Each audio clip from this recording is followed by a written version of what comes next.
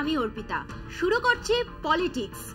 কলকাতা হাইকোর্টের রায়ের পরিপ্রেক্ষিতে এসএসসি নিয়োগ মামলায় যোগ্য এবং অযোগ্য প্রার্থীদের নিয়ে জলঘোলা চলছে। সোমবার হাইকোর্টের রায়ে বলা হয়েছিল, বারবার বলা সত্ত্বেও স্কুল সার্ভিস কমিশন যোগ্য অযোগ্যদের পূর্ণাঙ্গ তালিকা আদালতে জমা দেয়নি। মামলার শুনানি চলাকালীন ডিভিশন বেঞ্চ মন্তব্য করেছিল, এই মামলায় ভালো কিছু পাওয়া মুশকিল। বিচারপতি দেবাংশু বসাক বলেছিলেন, পরিস্থিতি যা তাতে গোটা নিয়োগ প্রক্রিয়া বাতিল করে দেওয়া হতে পারে। শেষ পর্যন্ত ডিভিশন বেঞ্চ সোমবারের রায়ে জানিয়ে দিল, 2016 সালের এসএসসি নবম, দশম, একাদশ, দ্বাদশের শিক্ষক এবং গ্রুপ সি, গ্রুপ ডি শিক্ষাকর্মী মিলিয়ে 25,753 জনের চাকরি বাতিল করা হলো। এই রায়ে খুশি নয় স্কুল সার্ভিস কমিশন এবং রাজ্য সরকার। মুখ্যমন্ত্রী মমতা বন্দ্যোপাধ্যায় বলেছেন, এই রায় মানি না, আমরা সুপ্রিম কোর্টে যাচ্ছি। টোটাল রায়টাকে আমরা চ্যালেঞ্জ করছি। তার কারণ 26,000 ছেলে মেয়ে মানে প্রায় 1.5 লক্ষ 2 লক্ষ পরিবার। বলছে কিনা 8 বছর তারা চাকরি করেছে, 4 সপ্তাহের মধ্যে সব টাকা ফেরত দিতে হবে। Is it possible? বলুন, আপনারা যারা এই রায়টা দিচ্ছেন, এই রায়টা সারা জীবন আপনারা যারা চাকরি করেছেন তাদের টাকাটা যদি ফেরত দিতে বলা হয়, পারবেন দিতে? আর আমরা যাদের চাকরি দিচ্ছি, আপনারা আপনাদের আইনের খোঁচায় এই অর্ডারটা বেআইনি অর্ডার। সেই জন্যই চ্যালেঞ্জ করে বলছি, অর্ডারটাকে আমি জাজকে বলছি না, অর্ডারটাকে বলছি বেআইনি অর্ডার। আমরা এটা নিয়ে উচ্চ আদালতে যাচ্ছি। এখন বিতর্ক চলছে যোগ্য অযোগ্যদের তালিকা নিয়ে। হাইকোর্ট রায় বলেছে স্কুল সার্ভিস কমিশন এই 2 স্তরের তালিকা দেয়নি। একই দাবি করেছেন মামলাকারীর আইনজীবীরাও, কিন্তু সেই দাবি মানতে নারাজ স্কুল সার্ভিস কমিশনের চেয়ারম্যান সিদ্ধার্থ মজুমদার।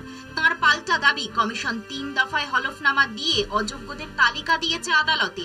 তিনি জানান, গত বছরের 13ই ডিসেম্বর, 18ই ডিসেম্বর হলফনামা জমা দেওয়া হয়। 20 ডিসেম্বর পূর্ণাঙ্গ রিপোর্ট জমা দেওয়া হয়েছিল। সিদ্ধার্থ বলেন, সিবিআই 5,300 জনকে চিহ্নিত করেছিল বেআইনিভাবে চাকরি পাওয়া প্রার্থী হিসাবে। আমরাও সেই তথ্য আদালতে জানিয়ে দিয়েছিলাম। তাহলে ধরে নিতে পারি বাকি 19,000 জন যোগ্য? তাঁর প্রশ্ন, এই 19,000-এর চাকরি কেন গেল? এই প্রশ্নেই কমিশন সুপ্রিম কোর্টে গিয়েছে বুধবার। তবে কমিশনের চেয়ারম্যান স্বীকার করে নিয়েছেন, তাদের তরফে কিছু অসহযোগিতা ছিল। তিনি বলেন, কোনো তথ্য আদালতে দেওয়া হয়নি, এই দাবি মেনে নিতে পারলাম না। 19,000 মানে আমি অযোগ্যদের তালিকা দিলাম, বাকিরা যোগ্য। আপাতত যা তথ্য আছে আমাদের কাছে ধরে নেওয়া যেতে পারে আপাতত, কিন্তু নতুন তথ্য যদি আসে, কিছু কোনো ভুল ভ্রান্তি হয়ে থাকে, কোনো ভুল বাকিদের ক্ষেত্রে নেই, এটা আমি কখনো বলবো না। এরকম কেউ সার্টিফিকেট দিতে পারে না। আমরা আমাদের কাছে এই এতদিনের তদন্তের ফলে যা তথ্য উঠে এসেছে, মানে কংক্রিট একদম, যেটা আমাদের ডকুমেন্ট দিয়ে আমরা ভেরিফাই করতে পেরেছি, তাদের ক্ষেত্রে আমরা যেটা ভেরিফাই করে যেটা আদালতকে জানিয়েছি, যেগুলো বিচারাধীন ছিল, যেগুলো বিচার্য বিষয় ছিল, সেগুলোর ব্যাপারে যখন যখন আমাদের কাছে রিপোর্ট চাওয়া হয়েছে আমরা রিপোর্ট দিয়েছি। তার ভিত্তিতে এই রিপোর্টটা একটা পূর্ণাঙ্গ একটা কোলেক্ট করে আমরা দিলাম। এর বাইরে সবাইকে নিয়ে মানে সার্টিফাই করে দেব, এটা আমরা পারবো না। যোগ্য অযোগ্যের এই বিতর্কের মাঝে সসেমিরা অবস্থা আদালতের রায় যোগ্য চাকরিহারাদের। তারা বলছেন, আমরা তো যোগ্য হিসাবেই চাকরি পেয়েছি, আমাদের চাকরি কেন চলে গেল? এই 8 বছর আমাদেরকে ফিরিয়ে দেবে। তাদের মধ্যে অনেকেই স্কুলের চাকরি পেয়ে নিশ্চিত জীবন কাটাচ্ছিলেন। কেউ ঋণ নিয়ে ফ্ল্যাট কিনেছেন, কেউ গাড়ি কিনেছেন। কারোর বাড়িতে অসুস্থ বাবা মা রয়েছেন, তাদের চিকিৎসার জন্য বহু টাকা খরচ হয়ে যাচ্ছে। আদালতের এক রায়ে তাদের নিশ্চিত জীবনে অন্ধকার নেমে এসেছে। চাকরিহারাদের অনেকেই সুপ্রিম কোর্টে যাওয়ার প্রস্তুতি নিচ্ছেন। তার জন্য এই গরমেও শহীদ মিনারের পাদদেশে জড়ো হয়ে তারা নথি জমা দিচ্ছেন। কেউ কাঁদছেন, কেউ ক্ষোভে ফেটে পড়ছেন। সকলের একটাই কথা, আমাদের কি দোষ? আমরা তো যোগ্যতার ভিত্তিতে চাকরি পেয়েছি, আদালত কেন মুড়ি মিছরির এক দর করে দিল? রাজনীতি শিকার আমরা, চাকরি হারাইনি, আমাদের চাকরি কেড়ে নেওয়া হয়েছে। কারণ এখনো অবধি স্কুলগুলোতে যেরকম শিক্ষক সমস্যা ছিল, শিক্ষক সংখ্যার অনুপাতে মানে স্টুডেন্ট সংখ্যার অনুপাতে শিক্ষক সংখ্যা অনেক কম। কোনো ইংরেজি শিক্ষিকা আমাকে অন্য ক্লাসেও নিতে হয়েছে, সমস্ত রকম ভাবে ক্লাসগুলোকে ম্যানেজ করতে হয়েছে, সেটা কেউ দেখতে আসে না। বিরোধী পক্ষকে আমি আবার কি বলবো, ভোটের আগে ওনারা জেতার জন্য এটাই করলেন, শিক্ষাকে নিয়ে ওনারা লড়লেন। মানে লড়লেন বলতে কি, শিক্ষাকে মানে শিক্ষাটাকে ধ্বংস করলেন। আমি বীরভূম জেলার নলাটি থানার গোসাইপুর স্কুলে গ্রুপ ডি কর্মচারী ছিলাম। আমি 6 বছর ধরে চাকরি করেছি। আমার মা ভোটের রায়ে কি আপনিও চাকরি হারা হয়েছে? হ্যাঁ, কোর্টের রায়ে আমিও চাকরি হারা।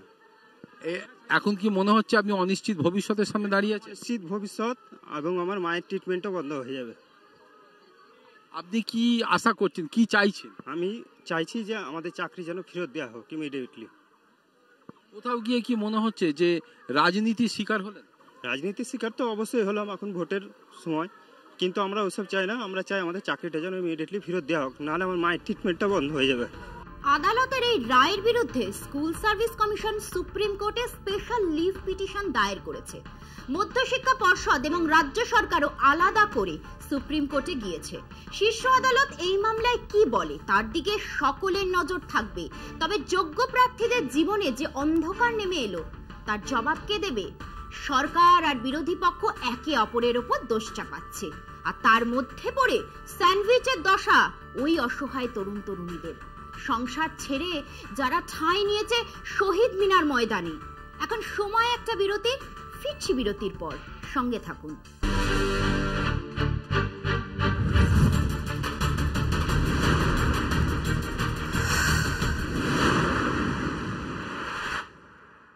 ইংরেজিতে প্রবাদ আছে, মর্নিং শোজ দ্য ডে। সাদা বাংলায় দিনটা কেমন যাবে তা সকালেই মালুম পাওয়া যায়। 7 দফার লোকসভা নির্বাচনের প্রথম দফার ভোটের পরেই কি বিপদের গন্ধ পেয়েছেন নরেন্দ্র মোদী? মোদী মোদী বলে জনসভায় হাঁক পাড়া প্রধানমন্ত্রীর ভক্তবৃন্দের নির্ঘোষ কেমন যেন স্থিমিত, ক্লান্ত। তাই কি 400 আসন পারের হুঙ্কার কেমন ঝিমিয়ে পড়েছে? সরাসরি মুসলমান বিদ্বেষ হাতিয়ার করে প্রচারে নেমেছেন প্রধানমন্ত্রী। ধর্মকে বিক্রি করবে, জাতিকে বিক্রি করবে, আপনার অধিকার কেড়ে নেবে, আর তারপর বলবে আর কোনো ইলেকশন ভারতবর্ষে হবে না। 1 লিডার 1 পার্টি, 1 নেশন 1 ইলেকশন, এই তো হয়ে গেছে ফর্মুলা। তাই মনে রাখবেন, প্রথম নির্বাচনে ধাক্কা খেয়ে ঘাবড়ে গেছে। 117 সিটে যে নির্বাচন হয়েছে সেখানে বহু জোরে ধাক্কা খেয়েছে মানুষ বলছে, এবং ধাক্কা খেয়ে ঘাবড়ে গেছে, আর ঘাবড়ে গিয়ে আরো ভুলভাল বকছে, উল্টো পাল্টা বলছে, কুচ্চা রটাচ্ছে, অপপ্রচার করছে, চরিত্রহীন করছে। অষ্টাদশ লোকসভা নির্বাচন এবার 7 দফা। বাংলার 3 সহ গোটা দেশের মোট 102টি আসনে প্রথম দফার ভোট গ্রহণ হয়েছিল গত শুক্রবার। তারপর থেকেই প্রধানমন্ত্রী নরেন্দ্র মোদীর ভাষণের সুর বদল চোখে লাগতে শুরু করেছে। বিদায়ী লোকসভার অন্তিম অধিবেশনে দাঁড়িয়েই প্রধানমন্ত্রী ঘোষণা করেছিলেন 400 আসন পার করবে বিজেপি জোট এনডিএ। তারপর থেকেই রাজ্যে রাজ্যে নির্বাচনী প্রচারে গিয়ে 400 আসনের ফানুস উড়িয়েছেন মোদী স্বয়ং। কিন্তু 19 এপ্রিলের প্রথম দফার ভোটের পর সুর বদলাতে শুরু করেন তিনি। রাজস্থানে এক দলীয় জনসভায় প্রতিপক্ষ কংগ্রেসকে আক্রমণ করতে গিয়ে সংখ্যালঘু সম্প্রদায়ের বিরুদ্ধে সুর সপ্তমে চড়িয়েছেন মোদী। मुस्लिमों का देश के संसाधनों पर पहला हक है, ये मनमोहन जी का बयान है। और पहले जब उनकी सरकार थी उन्होंने कहा था कि देश की संपत्ति पर पहला अधिकार मुसलमानों का है। इसका मतलब ये संपत्ति इकट्ठी करके किसको बांटेंगे? जिनके ज्यादा बच्चे हैं उनको बांटेंगे। সর্বশেষ জনগণনার রিপোর্ট অনুসারে ভারতের জনসংখ্যার প্রায় 12.5% মুসলমান। আচমকাই কোনো রাগঢাক না করে সরাসরি মুসলমানদের নিশানা করেছেন মোদী। অথচ এর আগে গত 1 দশকের উন্নয়নের ফিরিস্তি অগ্রাধিকার পেয়েছিল তাঁর ভাষণে। প্রথম দফার ভোটে গত 2019 সালের তুলনায় ভোটারদের মধ্যে উৎসাহে ভাটা লক্ষ্য করা গিয়েছে। সামগ্রিক হিসেবে প্রায় 3% ভোট কম পড়েছে প্রথম দফার ভোটে। তাতেই কি ঘুম উড়েছে তথাকথিত হিন্দু হৃদয় সম্রাটের? অগত্যা প্রায় 80% হিন্দু ভোট পদ্মে টানতে সেই ধর্মীয় বিদ্বেষী কি তার শেষ আশ্রয় হতে চলেছে? এখন সময় আরো একটা বিরতির, ফিরছি একটু পরে, সঙ্গে থাকুন।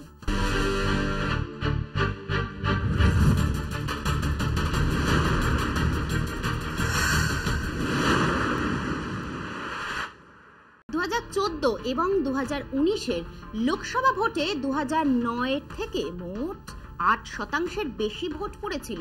তার আগে নির্বাচন বিশেষজ্ঞদের ধারণা ছিল গরমকালে ভোট হলে ভোট কম পড়ে, শীতে ভোট হলে তুলনায় ভোটদানের হার বেশি হয়। 2014 এবং 2019-এর লোকসভা ভোটে নরেন্দ্র মোদী এই ধারণাই বদলে দিয়েছিলেন। মোদী প্রমাণ করেছিলেন তিনি থাকলে ভোটদানের হার শীত গ্রীষ্ম মানে না।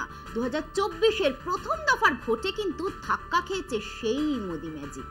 গত 19 এপ্রিল যে প্রথম দফার ভোট হয়ে গেল, সেখানে দেখা যাচ্ছে 2019 সালের তুলনায় 3.2% ভোট কম পড়েছে। প্রথম দফা ভোট হয়ে গিয়েছে গত 19 এপ্রিল। 2019-এর প্রথম দফা থেকে 3% বেশি ভোট কম পড়েছে। 1951-52 অর্থাৎ সাল থেকে ধরে দু একটি ব্যতিক্রম বাদ দিলে ভারতে লোকসভার ভোট শীতকালেই হয়ে এসেছে। ভারতের প্রথম লোকসভা ভোট হয়েছিল শীতকালে, মাঝে দু একবার এদিক ওদিক হলেও মূলত লোকসভা ভোট হচ্ছিল শীতকালে। সেটা 2004-এ এসে বদলে গেল স্থায়ীভাবে। এক নজরে দেখে নেওয়া যাক প্রথম থেকে অষ্টাদশ লোকসভা নির্বাচনের প্রথম দফা পর্যন্ত ভোটদানের হারের তারতম্যের হিসেব। প্রথম লোকসভা ভোট অক্টোবর 1951 থেকে ফেব্রুয়ারি 1952, ভোটদানের হার 46%। দ্বিতীয় লোকসভা ভোট ফেব্রুয়ারি থেকে মার্চ 1957, ভোটদানের হার 48%। তৃতীয় লোকসভা ভোট ফেব্রুয়ারি 1962, ভোটদানের হার 55.42%। চতুর্থ লোকসভা ভোট ফেব্রুয়ারি 1967, ভোটদানের হার 61.04%। পঞ্চম লোকসভা ভোট মার্চ 1971, ভোটদানের হার 56%। ষষ্ঠ লোকসভা ভোট মার্চ 1977, ভোটদানের হার 60.49%। জরুরি অবস্থা পরবর্তী নির্বাচন ভোটদানে ভোটারদের উৎসাহ তুলনায় বেশি ছিল। সপ্তম লোকসভা ভোট জানুয়ারি 1980, ভোটদানের হার 56.92। বিরোধী নেতৃত্বাধীন সরকারের পতনের পর ভোটারদের হতাশার ছাপ ভোটদানের হারে। অষ্টম লোকসভা ভোট ডিসেম্বর 1984, ভোটদানের হার 64.01%। ইন্দিরা গান্ধীর হত্যার পরের নির্বাচন। নবম লোকসভা ভোট নভেম্বর 1989, ভোটদানের হার 62%। দশম লোকসভা ভোট মে 1991, ভোটদানের হার 56.73%। একাদশ লোকসভা ভোট এপ্রিল মে 1996, ভোটদানের হার 57.94%। দ্বাদশ লোকসভা ভোট ফেব্রুয়ারি 1998, ভোটদানের হার 61.97%। ত্রয়োদশ লোকসভা ভোট সেপ্টেম্বর অক্টোবর 1999, ভোটদানের হার 59.99%। চতুর্দশ লোকসভা ভোট এপ্রিল মে 2004, ভোটদানের হার 58.07। প্রধানমন্ত্রী বাজপেয়ী নির্ধারিত তারিখের প্রায় 1 বছর আগে নির্বাচন ঘোষণা করেছিলেন এবং তারপর থেকে গ্রীষ্মের মরশুমে লোকসভা নির্বাচন হয়ে চলেছে। পঞ্চদশ লোকসভা ভোট এপ্রিল মে 2009, ভোটদানের হার 58.21%। ষোড়শ লোকসভা ভোট এপ্রিল মে 2014, ভোটের হার 66.44%। দুর্নীতির বিরুদ্ধে নরেন্দ্র মোদীর পক্ষে মানুষ 8%-এর বেশি ভোট দিয়েছিলেন। সপ্তদশ লোকসভা ভোট এপ্রিল মে 2019, ভোটদানের হার 67.40%। মোদী ওয়েভ কাজ করেছে। 2024-এর লোকসভার প্রথম দফা ভোট 19 এপ্রিল, ভোট পড়ল 66%, যা 2019-এর প্রথম দফার 69.20%-এর চেয়ে 3%-এর বেশি কম। 19 तारीख को 102 सीटों पर चुनाव हुआ। पहले चरण के चुनाव के बाद और जो दूसरे चरण के रुझान आ रहे हैं, ये बिल्कुल साफ है कि कुछ राज्यों में बीजेपी का पूरा सफाया हो रहा है। 2024-এর প্রথম দফার নির্বাচনে ভোটদানের হারে কিন্তু ধাক্কা খেয়েছে মোদী ম্যাজিক। 2004-এ প্রধানমন্ত্রী অটল বিহারী 2005-এর শীতকালে যে ভোট হওয়ার কথা, সেই ভোট প্রায় 1 বছর এগিয়ে এনেছিলেন 2004 সালে। ভোট এগিয়ে এনে শাইনিং ইন্ডিয়া স্লোগান দিয়ে বিপুল ভোটে জয়ী হবেন ধরে নিয়েছিলেন অটল বিহারী বাজপেয়ীর নেতৃত্বে বিজেপি। কিন্তু ভোট এগিয়ে এনেও হেরে গিয়েছিল বিজেপি। সেই থেকে লোকসভা ভোট হচ্ছে গরমকালেই, এবং 2004-2009 গরমকালের ভোটে ভোটদানের হার কমেছিল। 2014 এবং 2019 পরপর 2 বছর নরেন্দ্র মোদী দেখিয়েছিলেন তিনি থাকলে ভোট মরশুম মানে না। 2024-এর প্রথম দফার ভোটে কিন্তু মোদীর এই ভোট টানার ক্ষমতা ধাক্কা খেয়েছে। এখন দেখার বিষয় আগামী দফাগুলোয় ভোটাররা কি হারে ভোট দেন। পলিটিক্স আজ এই পর্যন্তই। দেখতে থাকুন কলকাতা টিভি, রাত দিন 7 দিন।